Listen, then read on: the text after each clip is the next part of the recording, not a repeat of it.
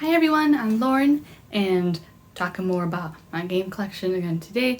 And today, talking about our Wii collection and Wii U, as we don't have too many Wii U games, so just mushing them into one. I keep waffling about how much I feel about the Wii, because the motion controls can be a little janky sometimes, but I did grow up with it as a kid, and I played on it a bit more, I think, than the GameCube, especially since the GameCube we got the year before the Wii came out, so it was just kind of been shoved out the way, and like, oh, then now we got the Wii. But this was the first console that I owned. The GameCube was like the first household console, but my brother bought that. The Wii, however, was something that I bought myself, and that was quite fun to try and get. So I don't really have too many opinions with the Wii, other than I don't like how the motion controls is a little wacky sometimes. It is nice how a lot of games are just still cheap. Don't jinx it, me. So it's definitely something I waffle about. Should I get some more Wii games kind of thing, because they're cheap anyway right now, or like not? I guess as well, it doesn't have a whole lot of RPGs, and I like RPGs, so I tend to gravitate to the systems that have more RPGs anyway, so yeah. And then the Wii U, I don't really like that much. The controller is really big and bulky, and it dies really fast. And I don't really like the mix of the touchpad with the TV, because like I prefer console games, like laying back on the couch and like just looking at the TV kind of thing. And handheld games are fine because I'm like on the go or something and I'm looking here. Maybe the TV's occupied right now, so I'm looking here.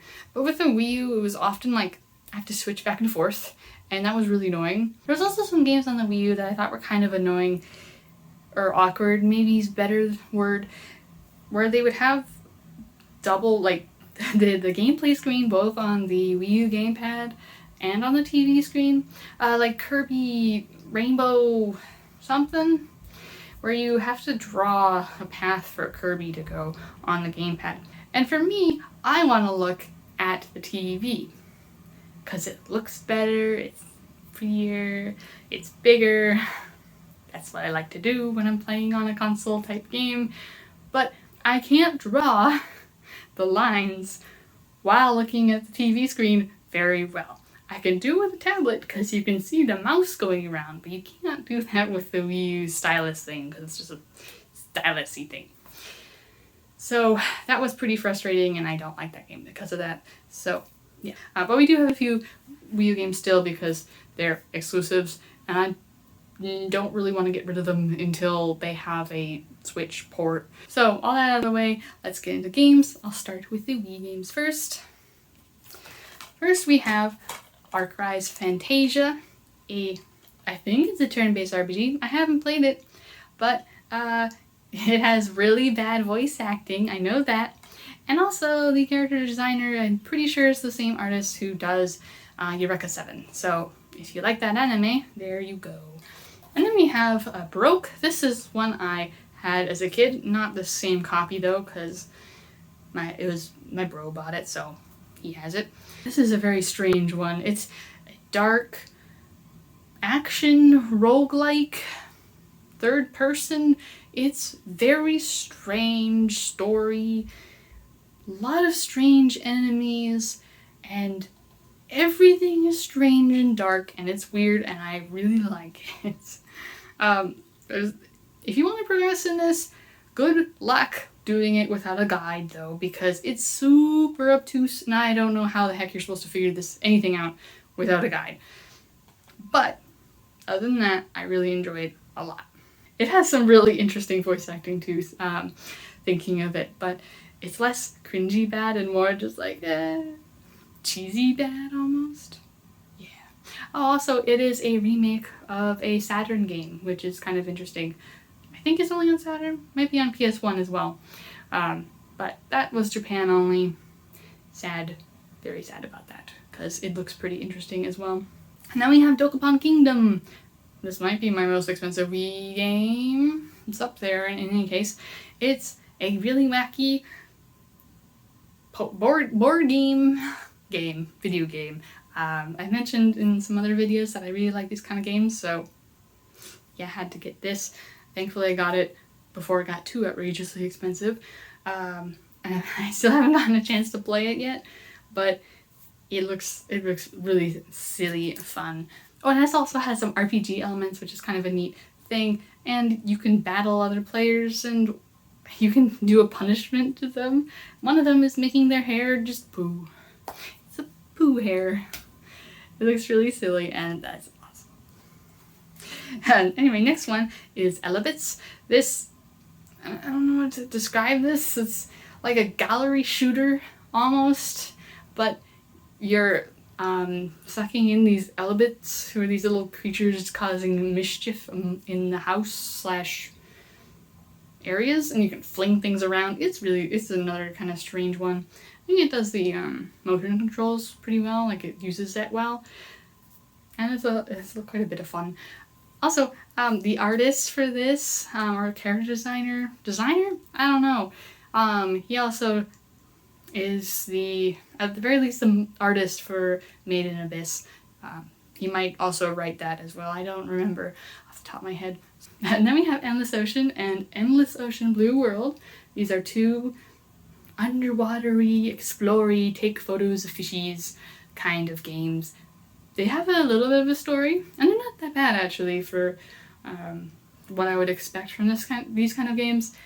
And they're pretty chill and quite fun, honestly. This one's a sequel and has a little bit more stuff. It also had multiplayer chat type stuff. It's closed down now, so I have no idea how that played. I did not have this as a kid. This is a slightly more recent purchase in comparison to everything else in my collection. But even as a solo experience, this is still fun, and this was always a solo thing, so yeah, they look both really good. They look really nice too. Then we have Final Fantasy Crystal Chronicles: The Crystal Bearers. I guess this is supposed to be a sequel to Crystal Chronicles on the GameCube, but it's nothing like that. Not at all. It's not even really multiplayer. It says you can play 2-player, but it says 2-player co-op in special areas. So I guess that means sometimes you can have 2 players, and then sometimes you can't.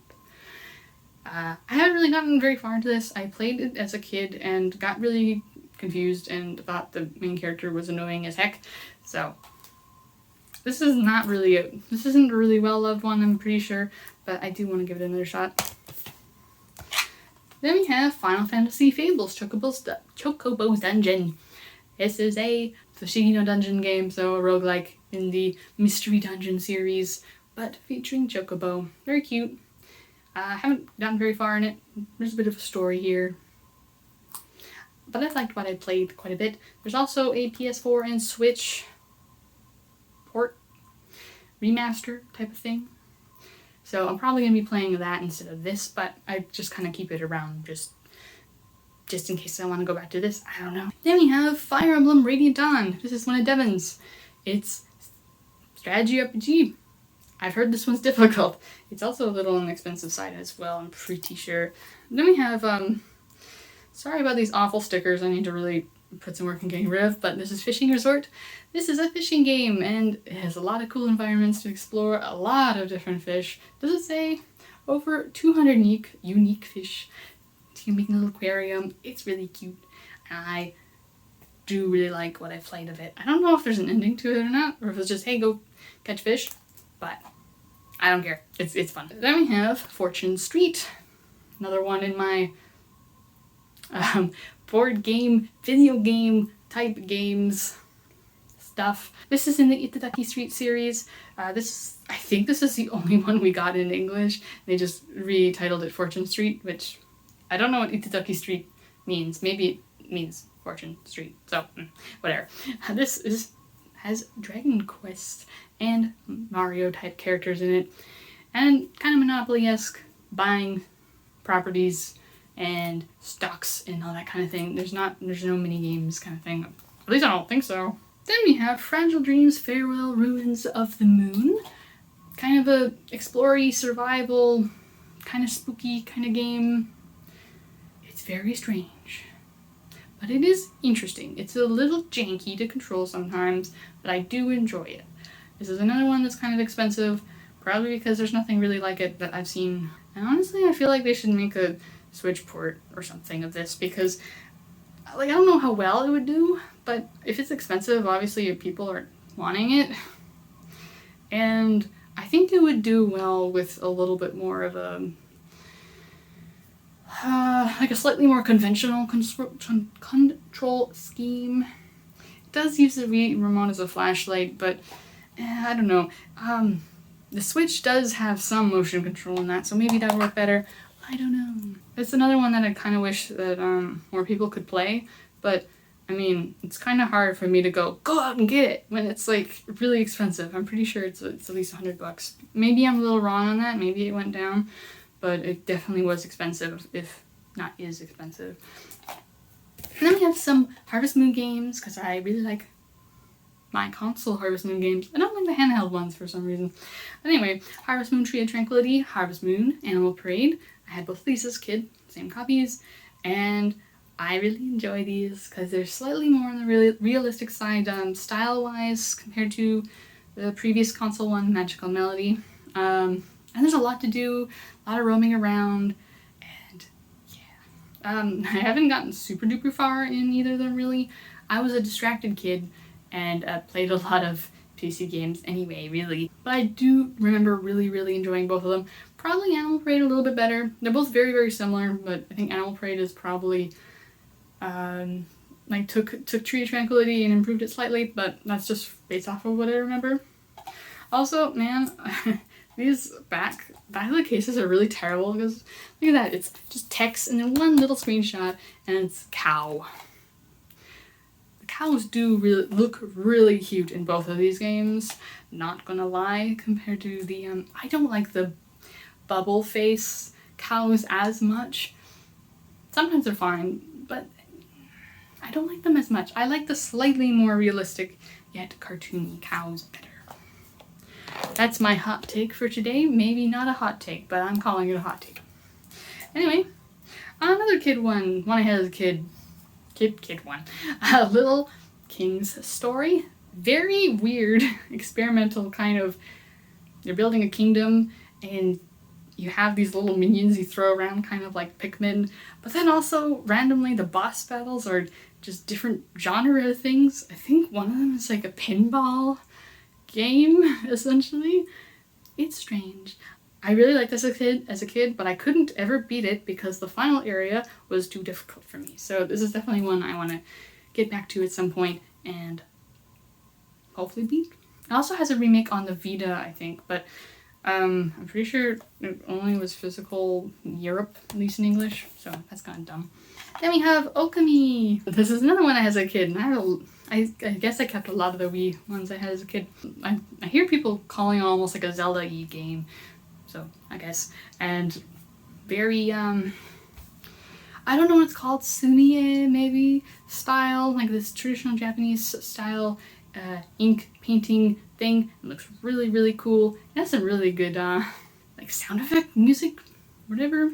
And you draw stuff with the Wiimote to do your attacks, and that works really well too. So this is one of the other ones that I'm fine with the motion controls. It doesn't feel tacked on. It feels like they actually put a lot of work into that. This one also has a remaster, remake, whatever on Switch and PS4, maybe on Xbox? I don't remember, but it's good. It can be a little lengthy at times, so there's a few bits that could have been trimmed down a little bit, but I still enjoy it. Then we have Opuna. I think I sort of had this as a kid, and I didn't get very far because it's very strange. It's, I don't know, it's this daily life RPG, and you can play the whole game with just the nunchuck, because you fling this ball around in combat, and it's like, what? You're doing little small jobs here and there for people, and I don't remember what the point of it was, because like I said, it didn't get very far, and it wasn't very clear in what to do, from what I remember. Yeah, but it's definitely one I have to give another shot for, because my memory of it is all weird for it. And then we have, this one is technically both a Wii and a Wii U game, and that is Rhodia the Sky Soldier. I have it with the Wii games because I've heard the Wii one is better, but I haven't gotten around to playing it yet. So, and like I said, I don't like playing the Wii U that much. You're flying around, action-y game, and I don't know really much else other than, wow, it's Yuji Naka's original vision. I don't know who Yuji Naka is, and probably someone could easily be like, oh, that's somebody. But I'm terrible with names unless I hear them over and over and over again. So yeah. Then we have this one's kind of another Harvesty Moony game, Rune Factory Frontier, spin-off from Harvest Moon. Might be one of my favorite ones. Well, it's definitely one of my favorites. Might be my favorite. I don't know. Rune Factory 4 is also really good. It just looks really nice. It was made for the consoles. One of the only console Rune Factory games. And it looks really good, and I love it. Haven't beaten it though, because these games are really, really long. A lot of cool action, a lot of farming, and it's fun, and Then we have Shiva and the Wanderer, because we can't have a subtitle, we gotta call so many of these Shiva and the Wanderer games. Another fishy no dungeon, mystery dungeon, roguelike. Haven't gotten around to playing this quite yet, but it has an easy mode for newcomers. I'm not sure what mode I'll play on for that, because I have played a few roguelikes before that are a little difficult. And we have another one I had as a kid, Super Mario Galaxy. Classic? Is it a classic yet? There's planets and you float around them, pew pew pew, it's a lot of fun. We don't have the second one, because as a kid I really didn't like it, and I got rid of it.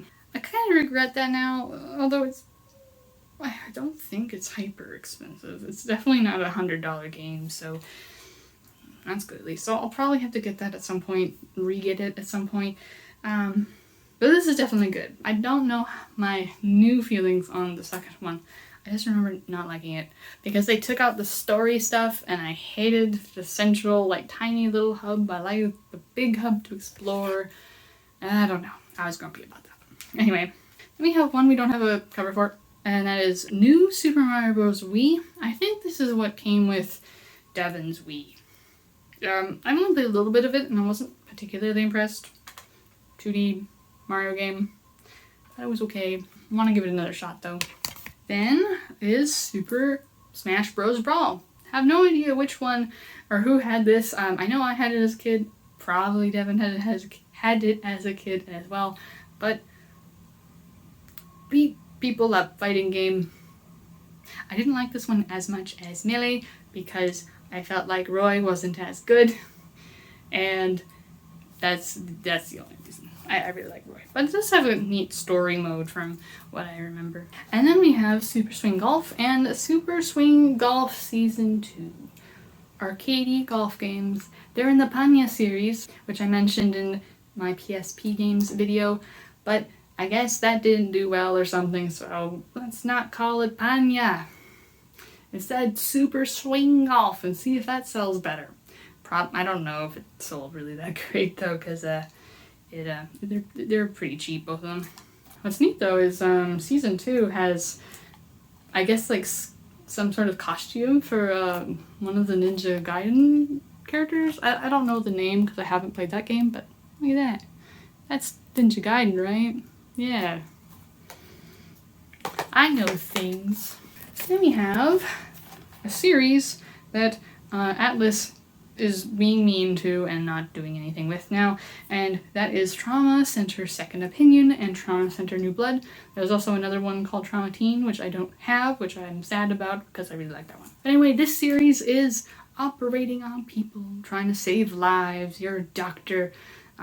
There's a little bit of a more story than that. Usually, like, what are these weird viruses? Oh no, viruses. they're really fun. They can be a little bit difficult, but in a good way. It's not mean difficult. This one is the remake of the first game, which was on the DS, which was not pretty looking, let me tell you. So this is a really good one, and this is a new entry in that series, and also really good. One thing that's nice about New Blood is that it also has co-op, and it's really fun co-op, and it's still really difficult as a co-op. It doesn't really make it that much easier, honestly. I've also played Trauma Team, and I really like that. It adds a lot of different other things other than surgery. Although the co-op in that I don't think is as good, because in New Blood you both have your own set of tools, so you can all do everything. In Trauma Team, you each have like half of the tools, so you kind of have to alternate between each other, and it's more clunky that way, and it's just not that fun. I guess they tried to do it to make it less easy, but I didn't find it made it difficult. I didn't find it increase the difficulty, it just made it kind of annoying. Then we have WarioWare Smooth Moves. This is the only WarioWare game that I played, and it is one that has you do all these little micro games, the really silly little very, very short mini game type games, and it's wacky, it's fun. I know a lot of people really like this one, and I do too. Then we have Wii Ski and Snowboard, kind of arcadey snowboarding game, lots of exploration. It's a lot of fun, and it looks really good too. Like, seriously, the snow looks really good. Then the last Wii game that we have is one that came with my Wii, and that is Wii Sports. It came in a cardboard sleeve, so I put it in a case, and eventually I want to print a cover for it. Wii Sports, I mean, it's the classic. You have a few different sports games, kind of showcases off the Wii's motion controls, and I still like it. It does its job pretty well. Alright, so then we have Wii U games. We only have 5, so this will go over pretty quick. First we have Legend of Zelda Wind Waker HD. I haven't played this yet. I probably would have played it already, but I'm just holding out for a Switch, like a Switch port of this. Then we have Paper Mario Color Splash. I've heard this was an okay Paper Mario game. I mean, it doesn't look as good as Paper Mario Thousand Year Door, which I do quite like. But I'm gonna give it a shot at some point. Someday. Then we had Super Smash Bros. For Wii U. I didn't really play this one that much because, again, I don't really like playing on the Wii U that much. But Devin played quite a bit of it. I'm not sure how he feels about it, but I'm pretty sure he played a bunch of it.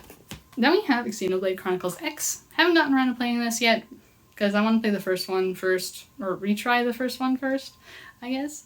But it looks pretty cool, open world with robots. I kind of like robots. I also kind of hoping for a Switch port of this. I've kind of heard some things that seems unlikely that's going to happen, but then I've also heard some people say that it's a little more likely, so I don't know. Xenoblade Chronicles 2 did really well on the Switch, so maybe I'm crossing my fingers. And then the last game for this video is Yoshi's Woolly World. I love this game. I also wish it was on the Switch, but there's another Yoshi game on the Switch, so I don't know how likely that is. But you're a yarn Yoshi, and everything is yarn and sequins and other like crafty type stuff. It's so cute, and it can be difficult at times for me anyway, because I'm kind of bad at platformers. But it's just so fun. It's so cute. Everything looks so cute. It's very, very sweet game. So I really enjoy it. Anyway, those are all the Wii and Wii U games that we have so far. Let me know any of your thoughts on any of these or some of your favorite Wii or Wii U games. I'd like to know. Anyway, thanks so much for watching, and hope to see you again in another video. Bye!